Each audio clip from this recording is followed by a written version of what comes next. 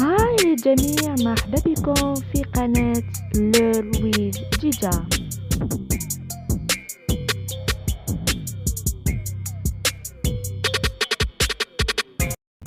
هاي الجميع، مرحبا بكم في قناتي. ان شاء الله تكونوا بخير. في هذا الفيديو راح نتعلموا اللهجة الجزائرية ونقارنها باللغة العربية.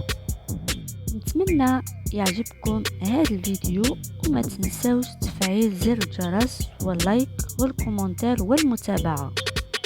يعوم يعني يسبح. زوالي يعني فقير. الخلعة يعني الخوف. عاوني معناتها ساعدني. فرملية معناتها ممرضة. شوفير تاكسي معناتها سائق السيارة. مصيبة معناتها كارثة. صالون تاع ضياف معناتها غرفة الضيوف. كملت معناتها هل انتهيت.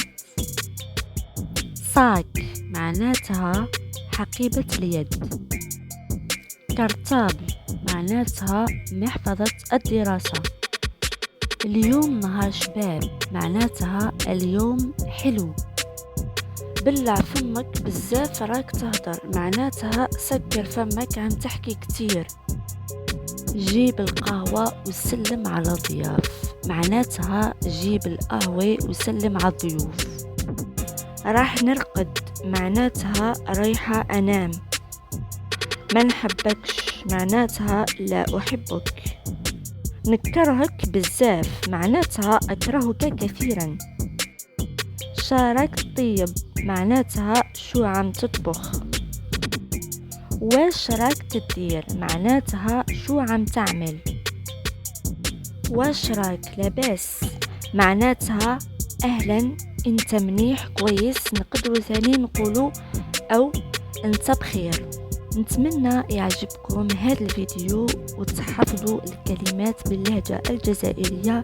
أما بالنسبة للمشتركين الجدد قالوا لي في الكومنتار تاع الفيديوهات أن الجزائرية صعبة حفظها.